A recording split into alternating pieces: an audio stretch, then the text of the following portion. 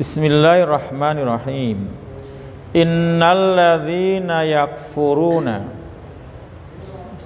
inna sesungguhnya, alladzina orang-orang yang yakfuruna, apa artinya?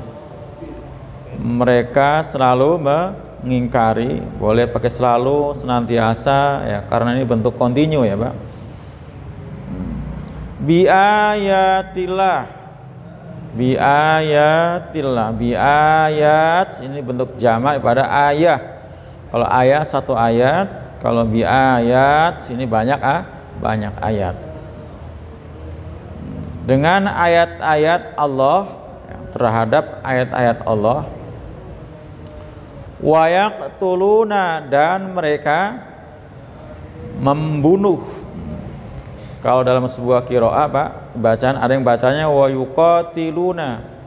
Kalau yuqatiluna mananya memerangi ya, tapi kalau wa yaqtuluna mananya membunuh. Jadi perbedaan qiraah biasa ya, karena dalam membaca Quran itu ada 7 macam Pak cara baca Quran, qiraah sab'ah istilahnya ya. Dan itu sahih ya. Wa yaqtuluna, dan mereka membunuh an-nabiyyin. An-nabiyyin bentuk jamak pada nabi, nabiyyin ya, nabiyun ya, para nabi. Asal katanya naba'a artinya memberitakan.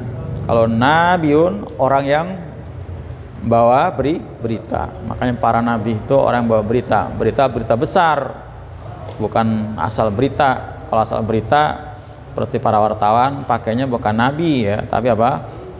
Khobar. Nah, makanya istilah surat kabar gitu ya. Para nabi ya. Bi ghairi haq, bacanya ditahan Pak kalau berhenti ya. Bi ghairi haq, 2 ketuk baru muncul qalqalah. Ini bukan qalqalah kubro apalagi sugro, tapi qalqalah akbar namanya. Karena di situ ada qaf yang ditasdid ya. Setiap qalqalah yang bertasdid kemudian kita berhenti, kita wakafkan, maka ditahan 2 ketuk. Seperti tabbat yada abi lahabin wa tab gitu ya. Tahan baru muncul qalqalah. Jadi kalau bacanya bi ghairi haq salah. Masih ada 1 huruf qaf yang belum terpenuhi, karena kalau tasdid ini mananya double qaf. Qafnya ada 2. Makanya begitu muncul, ini kan tunggal. Kalau jamaknya hukuk ya, hukukun. Qafnya 2 kan? Hukukun. Nah, jadi bacanya harus ditahan ya, ditekan dan ditahan 2 ketuk baru muncul qalqalah. Bi ghairi haq, dengan tanpa hak. Dengan tanpa hak artinya memang dipastikan enggak akan ada pembenaran ya untuk membunuh para nabi.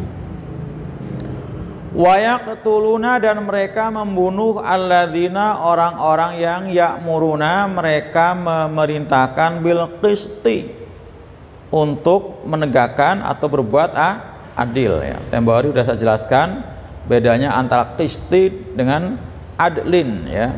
Adil juga bahasa Arab, qisti bahasa Arab, bahasa Indonesia sama-sama adil.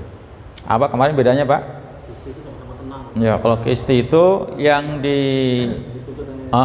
antara yang dituntut dan yang menuntut sama-sama senang, ridho, rela. Tapi kalau adil bisa jadi salah satunya tidak ada yang senang, nggak ada yang puas gitu ya. Minan nas, dari manusia. Jadi berarti beda. Kalau pertama tadi membunuh para nabi, kalau ini membunuh selain nabi. Membunuh orang yang memerintahkan untuk berbuat adil. Berarti semua praktisi peradilan diancam, diburu, dibunuh ya. Biar tidak ada keadilan di muka bumi ini. Fabashir ya, maka gembirakanlah ya. Yang baru sudah saya jelaskan, basyir itu artinya Bapak selain bergembira juga artinya kulit ya, kulit.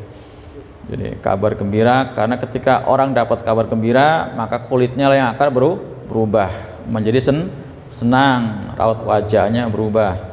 Nah, biasanya kabar gembira itu ketika dapat bisyarah. Apa bisyarah? Gaji ya, upah kerja, bisyarah. Itu. Jadi seakar itu bisyarah, gaji, basyir ya. Kulit ya. Atau tadi kabar gembira. Fabasyirhum, maka berilah kabar gembira pada mereka bi'adzabin, dengan azab alim yang sangat pedih. Ini sebagai bentuk kalimat yang bernada mencela, mengecam ya buat mereka yang disebut di atas ya, seperti dalam ayat 19, yaitu ahli kitab ini ya, yang mendusta.